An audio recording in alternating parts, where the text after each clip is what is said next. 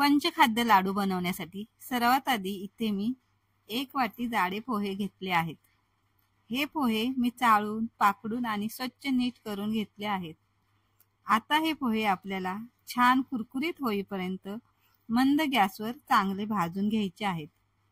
पोहे चांगले भाजून घेतल्यामुळे मिक्सरमध्ये त्याची चांगली पूड तयार होते। पोहे नीट भाजले नाही तर दातामध्ये कचकच लागण्याची शक्यता असते, त्यामुळे पोहे चांगले भाजणे गरजेचे आहे।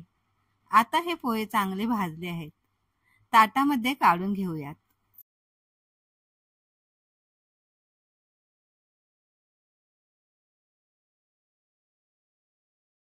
त्यानंतर आपल्याला इथे त्याच वाटीने 1 वाटी शेंगदाणे भाजून घ्यायचे आहेत। शेंगदाणे सुद्धा मंद गॅसवर एकसारखे हलवत खरपूस भाजून घ्यायचे आहेत। शेंगदाणे खरपूस भाजल्यामुळे लाडू जास्त दिवस टिकतात आणि लाडू चवीला खमंग लागतात। आता शेंगदाण्याची साल निघायला लागलेली आहे। शेंगदाणे चांगले तडकायला सुद्धा लागलेले आहेत। आता शेंगदाणे चांगले खरपूस भाजून झाले आहेत, त्याच ताटामध्ये काढून घेऊयात।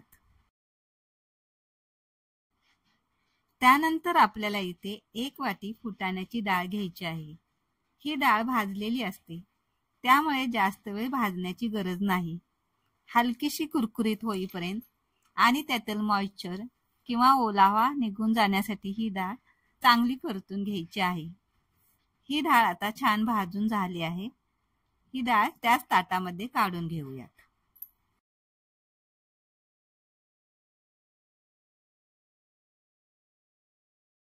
त्यानंतर इथे आपल्याला त्याच कढईमध्ये 1 वाटी किसलेले सुके खोबरे तांबूस रंग येईपर्यंत मंद गॅसवर भाजून घ्यायचे आहे, किंवा कढई गरमच असते, त्यामुळे गॅस बंद करून जरी खोबरे भाजले तरी ते पटकन भाजले जाते। इथे मी सुके खोबरे वापरले आहे, त्याऐवजी तुम्ही डेसिकेटेड कोकोनट वापरले तरीही चालेल। आता हे खोबरे तांबूस रंगावर छान भाजून झाले आहे। त्याच ताटामध्ये हे सुके खोबरे आपण काढून घेऊयात।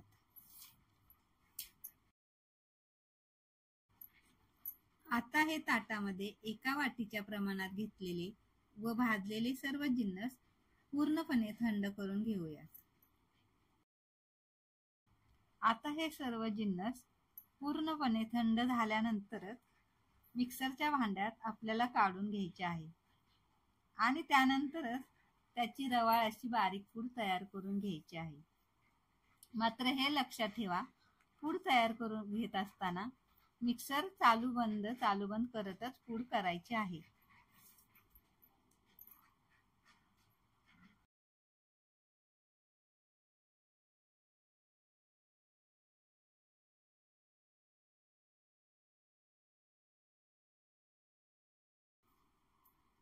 आता कढईमध्ये 1 वाटी तूप गरम करून घ्यायचे आहे। तूप जास्त कडकडीत गरम करायचे नाही।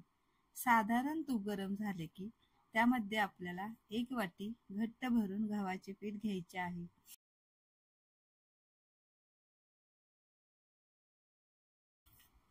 सगळं साहित्य आपण इथे 1 वाटीच्या प्रमाणातच घेतले आहे।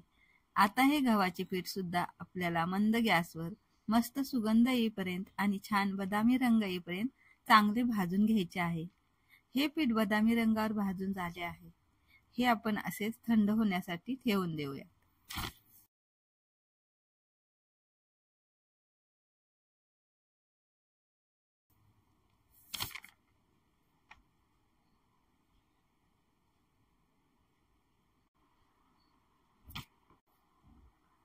त्याच वाटीने 1 वाटी खजूर घेतलेला आहे।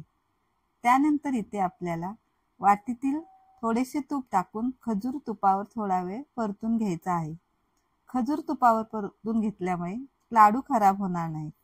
लाडू चवीला अतिशय खमंग सुद्धा लागतात। आता 1 ते 1.5 मिनिट खजूर परतून घेतल्यानंतर आता हे सुद्धा थंड व्हायला ठेवून देऊयात। मिश्रण जास्त प्रमाणात असल्यामुळे सर्व मिश्रण मिक्सरच्या भांड्यात बसणार नाही, म्हणून आपण जे मिक्सरच्या भांड्यात पूड तयार करून घेतली होती त्यातली अर्धी पूड मी एका ताटात काढून घेणार आहे आणि मिक्सरच्या भांड्यात जी अर्धी पूड आहे त्यामध्ये आपल्याला 1 वाटी चिरलेला गूळ घेतला आहे त्यातील अर्धी वाटी गूळ मी या मिश्रणामध्ये घालून घेणार आहे आणि जो खजूर आपण परतून घेतला आहे त्यातील अर्धा खजूर मी या मिश्रणामध्ये टाकून घेतला आहे। आपल्याला हे सर्व मिक्सरमध्ये थोडेसे फिरवून घ्यायचे आहे। फिरवून घेताना मिक्सर चालू बंद करत सर्व जिन्नस मिक्स करून घ्यायचे आहे। आता हे छान मिक्स झाले आहे।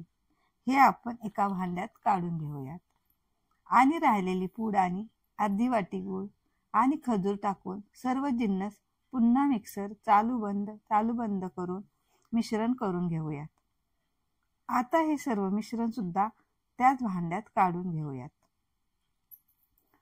या मिश्रणामध्ये 1 चमचा वेलची पावडर घालून त्यामध्ये आपण भाजलेल्या गव्हाचे सर्व पीठ घालून घेतले आहे।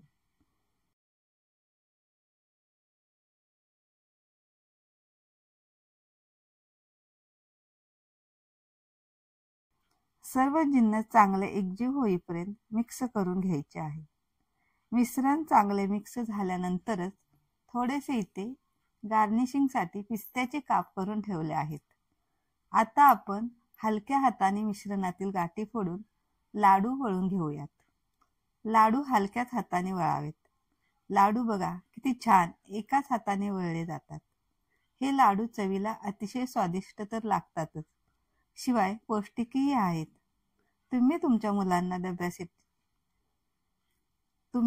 मुलांना डब्यासाठी किंवा अदल्यामधल्या वेळेत खाऊ म्हणून देण्यासाठी किंवा घरातील वडीलधाऱ्या लोकांसाठी बनवून देऊ शकता। यामध्ये आपण खजूर, गूळ याचा वापर केला आहे, त्यामुळे हे लाडू अतिशय पौष्टिक झाले आहे। अशा पद्धतीने मी सर्व लाडू तयार करून घेणार आहे।